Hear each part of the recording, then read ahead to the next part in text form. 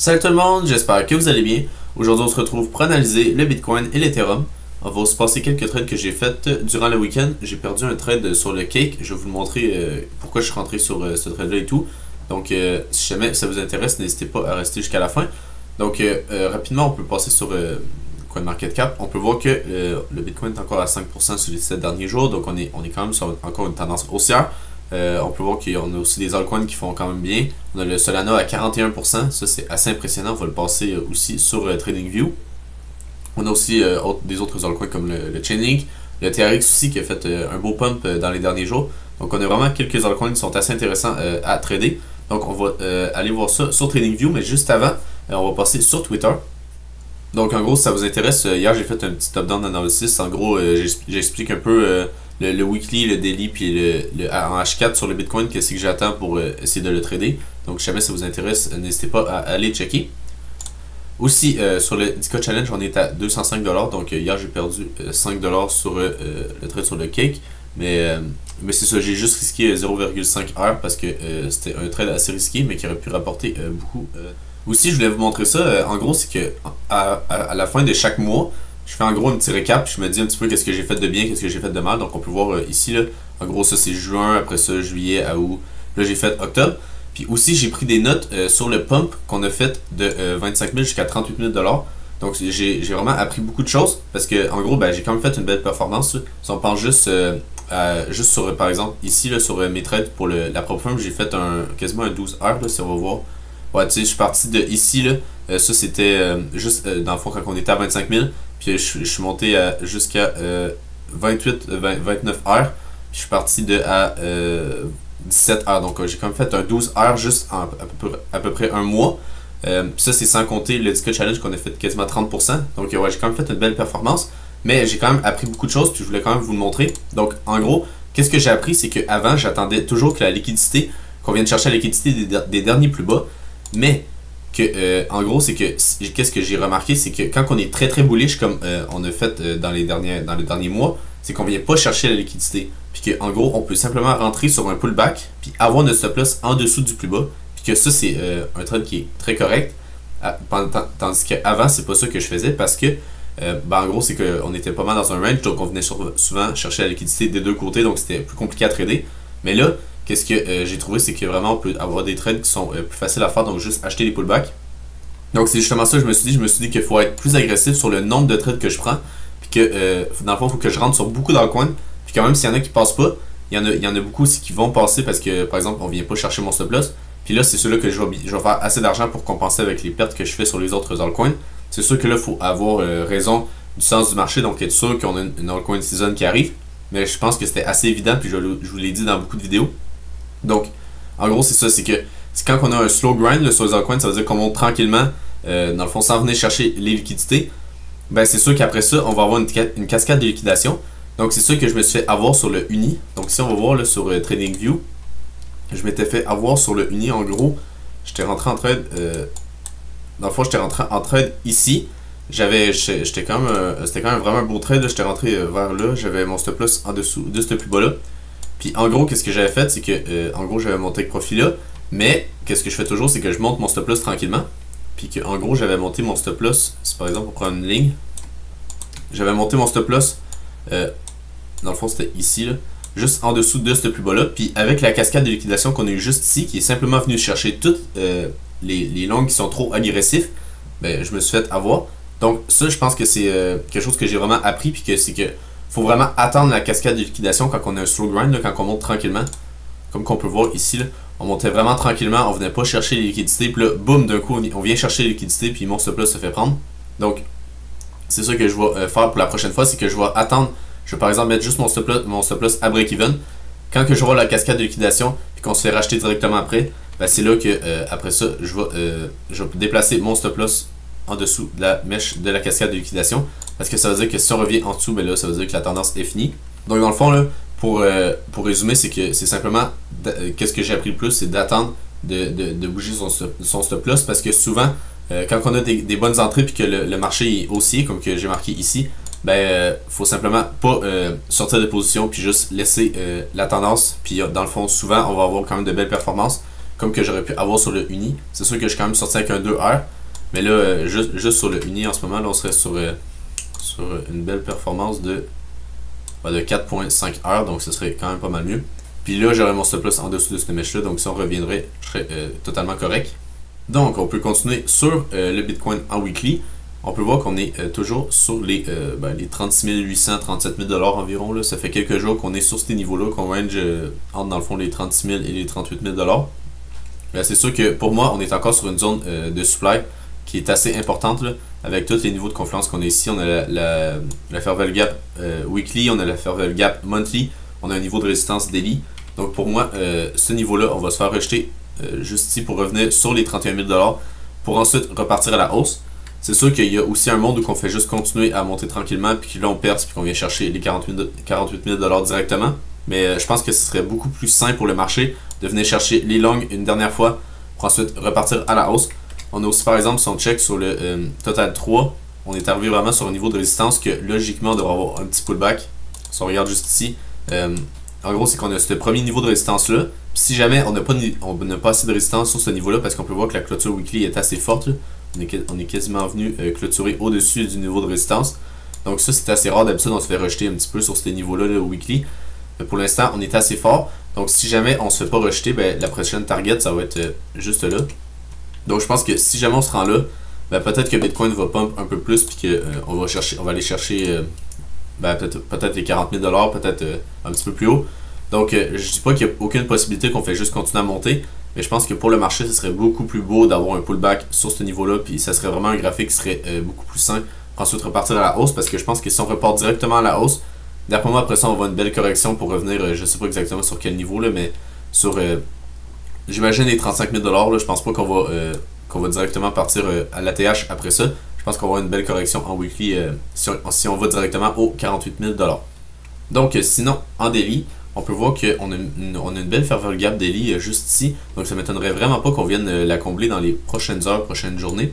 Donc en gros, ce serait de revenir sur ce niveau-là pour peut-être faire un dernier pump, venir chercher le haut de la mèche juste là, pour ensuite peut-être avoir une belle inversion de structure. J'aimerais bien avoir un short sur ce niveau-là pour ensuite repartir à la baisse. Donc en gros, ça serait quelque chose comme un pump, un petit dump, un pump plus haut. Après ça, on vient vraiment chercher le bas juste là. On vient faire un petit pullback. On peut rentrer en short tranquillement ici. Puis ensuite, on vient targeter. Le premier niveau, ce serait ici. Puis le deuxième niveau, ce serait les 31 000 $. Donc ça serait vraiment parfait comme setup de short pour le Bitcoin. C'est sûr que là, à court terme, on peut très bien faire un petit pullback juste ici avant de remonter. Donc justement, si on passe en 4 heures, on peut voir que, en gros, en ce moment, on fait juste descendre un petit peu. Là, on peut voir qu'on a un petit peu de vendeurs juste là. Mais c'est pas trop inquiétant. Pour moi, je vois ça quand même positivement parce qu'on n'est pas venu chercher la liquidité qu'on a au-dessus de cette mèche-là. Donc, moi, qu'est-ce que ça me dit? Ça veut dire qu'il reste encore de l'argent à venir chercher ici. Puis vu qu'on est vraiment dans une tendance qui est très haussière en ce moment, je pense qu'on va venir les chercher. Ça va juste être une question de temps pour moi. Donc, dans le fond, les deux setups que je vois en ce moment, ce serait de venir chercher la mèche qu'on a faite durant la fin de semaine, juste ici, au 36 500 $. Donc ça, ce serait le premier setup. En gros, ce serait juste de venir chercher les liquidités ici avant de repartir à la hausse. Mais je pense que si on vient chercher ces liquidités-là, on va venir en même temps chercher la Fair Value Gap daily. Donc ça, ce serait une autre alternative. Ça serait de venir chercher la Fair Value Gap en daily. Ça permettrait après ça de repartir tranquillement, venir chercher les liquidités qui sont plus au nord. Donc en gros, là, j'aimerais bien pouvoir long sur ce niveau-là. C'est justement ça que je vous ai montré sur Twitter. Si on va en H4, là, en gros, c'est pas mal ça que je voulais voir. Là, un petit pullback sur la Fair Value Gap daily. Après ça, pour pouvoir rentrer en long tranquillement. Si on passe sur le graphique de l'Ethereum en weekly, on peut voir qu'on est vraiment sur un graphique qui est très beau. On peut voir qu'on fait des hauts qui sont toujours plus hauts que les précédents. Donc pour le moment, on est vraiment très bullish en weekly. Puis on le reste toujours. Je pense qu'on va venir chercher un petit peu plus haut cette semaine. Je pense qu'on va venir breakout des 2150 $. En vrai, c'est pas trop dur à prédire. C'est juste parce qu'avec le nombre de bougies vertes qu'on a faites, je pense bien qu'on peut venir en faire une dernière pour venir chercher un petit peu plus haut. Là, venir chercher au moins la liquidité au-dessus des 2150 $ parce qu'on n'est pas encore venu la chercher. Donc c'est justement pour ça que je suis en long sur l'Ethereum. En gros, comme je vous disais dans la dernière vidéo, j'aimerais bien que quand on est venu, on était juste ici, on était sur le niveau de résistance là. Ben, en gros, c'est que j'avais vu qu'on n'était pas venu chercher les liquidités au 2150. Donc, je vous expliquais que j'aimerais bien qu'on revienne chercher le niveau qui était dans le fond avant, qui était un niveau de résistance, que maintenant on pourrait flip en termes de support. Donc, en gros, on est venu le breakout. Donc, logiquement, ça devrait être un niveau de support pour ensuite repartir à la hausse. Et là, c'est exactement ça qu'on a eu. Donc, on peut voir qu'on est venu le chercher pile poil sur ce niveau-là. Si on passe en 4 heures, là, on peut mieux le voir. En gros, c'est que on est venu chercher aussi, on avait une belle zone de demande en 4 heures ici, qui correspondait aussi avec le niveau de demande que je vous montrais en daily. Donc, on est venu parfaitement le toucher. Puis c'est que la première mèche qu'on a faite, là, même en 1 heure, on va mieux le voir, c'est qu'en gros, on était venu faire une mèche juste ici, puis il y en a beaucoup qui sont rentrés en longue sur ce niveau-là. Mais moi, qu'est-ce que j'ai vraiment attendu, c'est de revenir chercher une dernière fois les liquidités, comme qu'on a fait juste là. Donc là, ça veut pas dire que le trade va fonctionner, parce que là, clairement, on est juste en train de faire un range. Donc, je pourrais très bien me faire encore liquider une dernière fois avant de repartir à la hausse. Mais ça, c'est vraiment des setups qui sont parfaits. En plus, on a une belle trendline. Quand est venu breakout, là, c'est sûr qu'on a un retest, mais il est pas fameux parce qu'on peut voir qu'on n'a pas beaucoup de momentum pour le moment. Mais je pense que c'est juste une question de temps. Je pense qu'on va venir chercher les liquidités au 2150$. J'ai mis mon take profit au 2170$ parce que, en gros, là, si on va voir en daily, ça correspondait à. Je pense que ça correspondait à ce niveau-là. Ouais, en gros, c'est que si on regarde ici, on avait laissé beaucoup de liquidités. Donc, en gros, j'ai targeté un petit peu plus haut. J'ai targeté le haut de cette mèche-là. Donc, ouais, c'est 2170$. Fait en gros, c'est pour ça que j'ai mis mon take profit sur ce niveau-là. Mais ça, c'est vraiment un trade qui était assez beau à prendre. Pour le moment, tout se passe bien. Et j'espère bien qu'on va revenir sur les 2150$.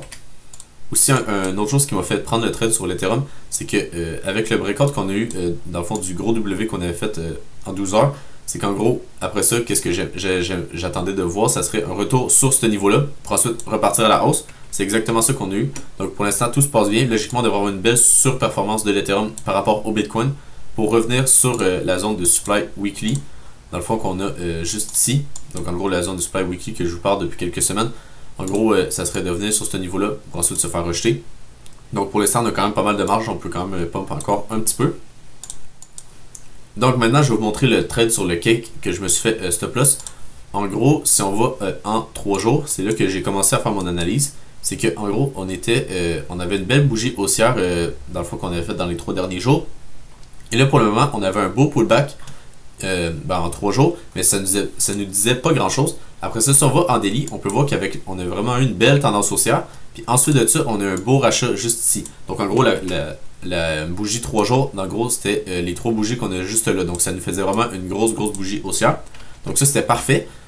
Ensuite de ça, on peut voir qu'on est venu chercher on est venu chercher un petit pullback là, pour aller chercher quelques liquidités sur le cake là, parce que les gens, si on checkait sur l'order flow, il y avait beaucoup de longs quand on est venu faire ce pump là. Donc ensuite de ça, si on passe en 12 heures, on peut voir que on n'a pas eu grand chose, on a juste eu un petit retracement. Mais en gros, je pense que mon trade, j'ai pris sur le 1 heure. Ouais, c'est sur le 1 heure. Puis j'avais vraiment un stop loss très serré. Puis en gros, j'avais un take profit qui était énorme, là, donc un 18 heures. Donc ça aurait été vraiment un beau trade. Pour l'instant, pour au début, ça se passait bien. Après ça, on s'est fait rejeter, puis on est revenu chercher une dernière fois les liquidités. Dans le fond, c'est que pourquoi j'ai pris ce trade-là, pourquoi je suis rentré ici, c'est simplement parce que j'ai vu qu'on avait vraiment de l'achat avec ces 3 mèches-là. Donc, si vous vous rappelez du trade sur l'Ethereum que je vous ai passé, c'est exactement le même setup. En gros, on est venu chercher les liquidités une première fois. Donc, je suis pas rentré sur la première fois, mais quand j'ai vu qu'on n'est pas réussi à faire un niveau plus bas sur cette mèche-là, je suis simplement rentré en longue avec mon stop loss en dessous de la mèche juste ici. Bon, là, on peut voir qu'on a quand même une belle réaction. Après ça, on s'est fait rejeter, donc je me suis fait stop loss. Mais en gros, qu'est-ce que je pense que j'ai manqué? C'est qu'on n'était pas venu chercher le retest du bottom qu'on a fait juste ici. Si on regarde, là, on peut voir qu'on est venu le chercher parfaitement, le retest. Donc peut-être que j'aurais dû attendre, mais en même temps, clairement, le setup il était vraiment clean. Puis en gros, c'est pas tant grave si je perds 0,5 heures sur le Disco Challenge. On a fait quand même pas mal de heures dans les dernières semaines. Mais aussi, c'est que si on aurait eu un trade qui aurait été réussi, ça aurait été quand même vraiment un beau trade. On aurait pu aller facilement en 2,95$. En gros, mon take profit, c'était simplement, dans le fond, c'est que je visais une continuation de tendance. Et en gros, c'était au-dessus de toutes ces petites mèches qu'on avait faites juste là. Donc en gros, ici, on avait beaucoup de liquidités encore à venir chercher. Donc ensuite, sur le Solana, en gros, c'est qu'en daily, il y a vraiment juste un niveau pour le Solana qui qui m'intéresse pour essayer de le long. En gros, c'est simplement en daily, on a une fair value gap juste ici. Donc, ce serait vraiment le seul niveau que j'essaierais de long pour le Solana. Si on passe en weekly, là, en gros, c'est que je pense qu'on va venir combler toutes les imbalances qu'on a juste ici. Je pense pas qu'on va juste simplement s'arrêter sur ce niveau-là. C'est sûr que peut-être à court terme, on va faire un pullback, mais justement, comme je vous disais, sur la fair value gap, ça m'étonnerait vraiment pas qu'on fasse un pullback sur ce niveau-là. Mais ensuite, je pense qu'on va continuer notre tendance haussière. Puis avec le nombre de bougies vertes qu'on a fait juste ici, ça m'étonnerait qu'on fasse juste s'arrêter là. C'est sûr que c'était une fair value gap weekly puis qu'on a un petit peu de résistance pour le moment. Mais je pense que le vrai niveau de résistance, ça va être sur ce niveau-là, donc les 79$. Donc on peut voir aussi en 4 heures, en gros, c'est qu'on laisse beaucoup de liquidité au-dessus de ces plus bas, en dessous de ces plus bas-là plutôt. Donc, en gros, on a beaucoup de liquidités à venir chercher ici. Donc, qu'est-ce qui m'étonnerait vraiment pas, ce serait de revenir chercher une dernière fois toute les liquidités, venir chercher la fair value gap en daily. On peut voir aussi qu'on a une belle fair value gap en 4 heures pour ensuite repartir à la hausse. Donc, en gros, ça permettrait d'avoir un beau long. C'est sûr qu'on pourrait très bien venir targeter les 77$ si jamais on rentre en long. Ça serait un trade qui serait un petit peu plus long. Mais en gros, ça permettrait d'avoir un bon RR. Donc, si jamais on vient chercher les fair value gap qu'on a juste ici puis qu'on a une belle réaction là, du coup, ben, en gros, c'est que je vais essayer de rentrer en long avec mon stop loss en dessous de la mèche. Je ne sais pas exactement où qu'elle va être, mais ça devrait être dans ces environs-là si jamais on a une recherche de liquidité. Donc, j'imagine qu'on va faire quelque chose comme ça pour ensuite repartir à la hausse. Puis, c'est ça, techniquement, je vais essayer d'aller targeter sur ce niveau-là. Donc, ça ferait un 14 heures. Donc, ça serait vraiment un beau trade. Mais quand on est en tendance, c'est simple. Hein? Dans le fond, c'est que quand on est dans un range, par exemple, c'est que si on est dans un range comme ça, ben en gros, quand on est ici, on target le bas du range. Quand on est en bas du range, on target le haut du range. Mais quand on est dans une tendance, ben c'est le contraire. C'est que on s'attend à ce que le prix est toujours plus haut. Ou quand on est dans une tendance baissière, on s'attend à ce que le prix est toujours plus bas. Donc, si on rentre en short, on va pas juste avoir notre take profit sur le plus bas ici. On va avoir notre take profit, ben dans le fond, plus bas. Parce que on sait qu'on est dans une tendance, donc le prix logiquement, tendance à descendre toujours plus bas. Donc là, c'est la même chose, mais on est dans une tendance haussière. Donc, le prix, logiquement, a tendance à toujours monter plus haut. Donc, c'est pour ça que, en gros, j'essaie simplement, dans le fond, d'avoir le bottom du petit retracement qu'on a à plus court terme. Mais ensuite de ça, moi, je veux le laisser aller. Puis, ben, en gros, c'est que j'essaie juste d'avoir des targets, après ça, un petit peu plus long terme. Donc, par exemple, en daily. Pour ensuite, ben, ce serait dans le fond des niveaux qui sont très importants daily. Donc logiquement, quand on arrive dessus ces niveaux-là, on se fait rejeter. Comme on peut voir, on s'est fait rejeter ici, on s'est fait rejeter là. Donc ça, c'était des niveaux qui étaient importants. Juste ici, je pense que c'était un niveau d'order block weekly. Donc on peut voir juste ici, si on va en weekly, on s'était fait rejeter un petit peu sur ce niveau-là. Ensuite de ça, sur ce niveau-là, c'était la fair value gap weekly. Donc on peut voir qu'à chaque fois, on se fait rejeter sur des niveaux qui sont importants. Bien sûr, là, sur le Solana, on est juste reparti à la hausse directement. Mais sur d'autres altcoins, on a un petit peu plus stagné. Donc, c'est pour ça que c'est important de prendre des profits sur les niveaux qui sont plus long terme, donc daily. Donc, maintenant, si on passe sur l'order flow, on peut voir qu'on a, dans le fond, les fundings, qu'est-ce qui est assez intéressant, c'est qu'ils ont commencé à descendre. Donc, ça, c'est un bon signe parce qu'on était vraiment très, très élevé. On était sur les 0,03. C'est assez rare qu'on voit ça. C'est souvent, ben, comme qu'on a en ce moment, une tendance qui est très haussière. Donc, ça veut dire qu'il y a beaucoup de longs en ce moment. Si on va voir là, même les fundings, on peut voir que sur quasiment tous les altcoins, on est dans le positif. On est vraiment pas juste un petit peu dans le positif, on est vraiment très très en positif. Donc ça, c'est pas un bon signe. Pour le moment, ça a l'air de tenir. Puis jusqu'à temps que ça ne tienne plus, je vais rester en long. Puis quand ça va plus tenir puis qu'on va avoir un retracement, c'est correct. Je vais prendre des profits puis on va essayer peut-être soit de shorter ou d'essayer dans le fond de long le bottom du retracement. Ça va être ça le but. Mais pour le moment, on peut voir qu'on a encore énormément de long à venir chercher. Donc sur les bitcoins, on reste encore dans un petit range là, en 1 heure. Donc maintenant, ça va rester, ça c'est sur l'Ethereum, mais sur les bitcoins, c'est la même chose. On reste vraiment dans un petit range. Là. Donc pour l'instant, je ne vais pas essayer vraiment de le trader le bitcoin. Par exemple, pour l'Ethereum, on est un petit peu différent. On peut voir que le CVD commence à monter tranquillement. On peut voir qu'on a une petite baisse, mais pour le moment, c'est toujours un bon signe de voir le CVD qui monte quand on est en long. Ça veut dire qu'on a des acheteurs en spot. C'est sûr que l'on ne voit pas les ordres en limite sur le CVD spot. Mais clairement, moi, j'aime bien voir, dans le fond, la belle tendance haussière qu'on a sur le CVD. Parce qu'on peut voir aussi sur, dans le fond, la heatmap de liquidation, on peut voir que sur le Bitcoin, on commence à avoir pas mal de liquidations aux 38 000 $. Si on passe un petit peu plus long terme, on a aussi des liquidations, je pense, aux 35 000 $ en dessous de la mèche de liquidation qu'on avait faite. Là. Si on passe sur le Bitcoin, en gros, c'est qu'on a pas mal de liquidations. Par exemple, en 1 heure, je vais vous le montrer juste ici. On a pas mal de liquidations à venir chercher juste là, donc sur les 35 000 $. J'imagine que ça va charger, on peut le voir juste ici, on a pas mal de liquidations à venir chercher juste là. Mais à court terme, on a quand même pas mal de liquidations aussi à venir chercher aux 38 000 $. Donc ça va être intéressant de voir si on n'a pas un dernier petit pump, venir chercher toutes les liquidations qu'on a là avant de redescendre puis venir chercher les 35 000 $. Aussi, sur l'order book, on peut voir qu'on a quelques ordres de vente aux 37 500 $. Puis sinon, dans le fond plus au sud, on en a un petit peu aux 36 500 $.